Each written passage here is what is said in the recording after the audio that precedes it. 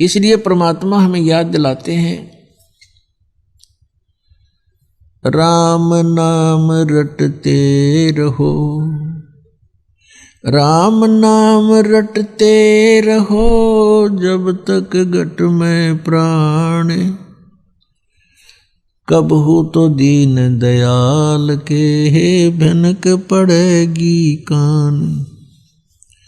मानुष जन्म पाए कर जो नहीं रटे हरि नाम, जैसे कुआं जल बिना फिर बनवाया क्या काम।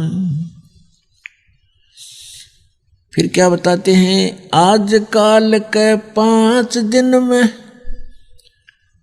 जंगल होगा बासे, ऊपर ऊपर हल फिरे तेरे ढोर चुगेंगे घास। परमात्मा कहते हैं कि आज आप इस संसारिक संपत्ति और संसारिक इस रिश्ते नातों में आप इतने व्यस्त हो गए हो, परमात्मा की याद नहीं रही। उसको याद दिलाने के लिए यहाँ क्या स्थिति है, इसको स्पष्ट कर रहे हैं परमात्मा। तुम किस वस्तु को अपना मानकर जी रहे हो। क्या बताते हैं,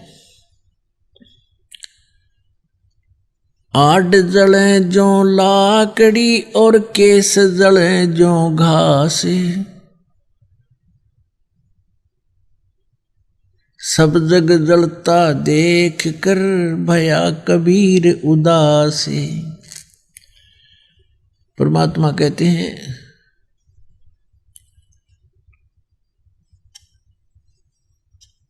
कि आड जले लकड़ी ही जले, ये जले जलावण हारे, एक कबीरा नहीं जले जो है नाम आधार। अब क्या बताते हैं कि जैसे किसी की मृत्यु हो जाती है, उसको उठाकर ले जाते हैं, सभा करते हैं, अंतिम संस्कार करते हैं, तो परमात्मा कहते हैं कि जो जलाने वाले हैं वो भी एक दिन यहीं पर जलेंगे, और ये सब जग जलता देखकर अब किसते करूं पुकार। यानी सभी इसी स्थिति के प्राणी हैं, इनसे किससे अर्ज करूं जो मुझे इस भयंकर कष्ट से बचा दे। तो परमात्मा से ही हमारे ये कष्ट निवारण होंगे।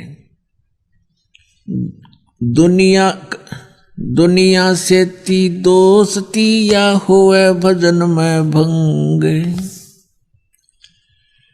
एका एकी राम से कै साधों के संग। कुलकर्णी के कारण ये अंसा गया बिगोए, तब कुल क्या कर लेगा जब 4 पांवों का होए। अब तो पुण्यात्मा परमात्मा की भक्ति के अंदर बहुत सी बाधाएं काल ने पैदा कर रखी हैं। कुछ तो लोक लाज के कारण परमात्मा से दूर रहते हैं। अब भगवान स्वयं आकर बताते हैं कि कुलकर्णी के कारण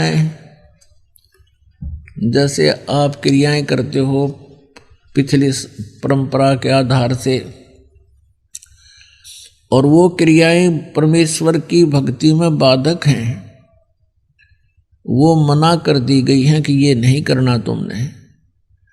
अब लोक लाज में आकर के आप उनको कर देते हो, तो परमात्मा कहते हैं कुलकर्णी के कारण ये हंसा गया बिगो, इसने अपना भक्ति नाश कर ली। और फिर ये कुल के कर लेगा जब तू 4 पाया का हो, गधा बन का खड़ा हो गया, तो ये कुल तुझे कहाँ सहारा देगा। तो इन बातों ने याद करके संघर्ष करना पड़ेगा। कुल खोए कुल उबरे, कुल रखें कुल जाए, राम ने कुल कुल भेंट ले, सब कुल रहा समाए। अब परमात्मा कहते हैं यदि तुम अपने कुल के बचाव के लिए कि हमारा जो है भाईचारा बना रहे,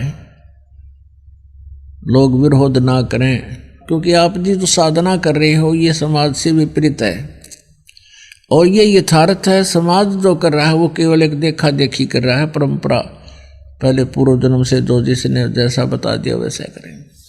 तो यहाँ परमात्मा बताते हैं कि कुल राखें, कुल जात है, तुम अपनी लोकलाज के अंदर आकर भक्ति करी नहीं और वहीं बने रहे उसी कुल के परंपराओं में, कल को मृत्यु हो जाएगी, ना आप रहो ना आपका कुल रहना, एक दिन सब ने जाना है। फिर परमात्मा कहते हैं राम ने कुल कुल भेंट ले, सब कुल रहा समाए। इस परमात्मा वाले कुल में तू आ जा, ये आपका भगत कुल है, ये राम कुल है। और इसमें आप वो तो चले जाएंगे जो भक्ति नहीं करते, पशु पक्षी बनेंगे, उनका तो वहाँ कुल हो जाएगा और आपका फिर जन्म होगा, या तो पार हो जाओगे सतलोक में, हमारा कुल होगा, और यदि पुनर्जन्म हुआ तो किसी भक्त आत्मा के घर आपका जन्म होगा और फिर से भक्ति मिलेगी। और जिस कुल के कारण आप भक्ति छोड़ देते हो, ना वो रहे ना आप रहोगे, अगले जन्म में अपने संस्कार बस कोई कहीं जन्म लेगा, कोई कहीं जन्म लेगा। कबीर वो दिन याद करो, कबीर वो दिन याद करो, पग ऊपर तलसी से, अब मृत मंडल में आके तू भूल गया जगदीश। माँ के गर्भ में, माँ के गर्भ में ये प्राणी बहुत कष्ट में होता है। माँ के गर्भ में 9 महीने इसको इतना कष्ट होता है जैसे किसी व्यक्ति को कोढ़ लगा हो और सारा जीवन वो कोढ़ से दुख होता हो, कुष्ठ से। इतना कष्ट आपको माँ के गर्भ में उस पीरियड में हो जाता है। तो उस समय ये परमात्मा से बार बार प्रार्थना करता है, हे प्रभु, हे मालिक, एक बार इस नरक से निकाल दो। वहाँ इसको याद भी होता है कि तू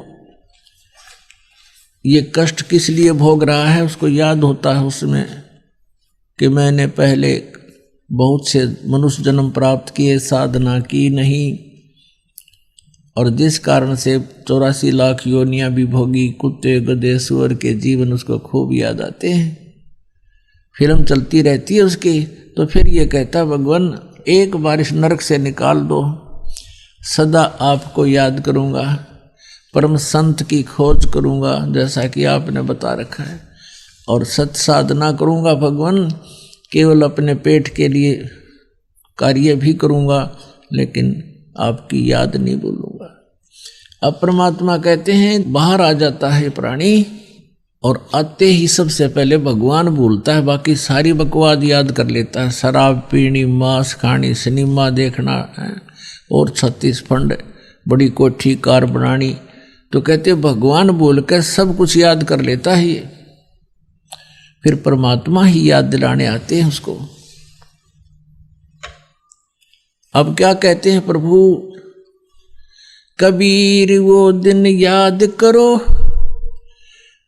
पग ऊपर तलसी से, इब मृत मंडल में आके तू भूल गया जगदीश। माँ के पेट में ऊपर न पैर थे, नीचे न तेरा सिर था, और वहां भगवान को याद करता था। इस मृत मंडल में आके इब तू भूल गया जगदीश।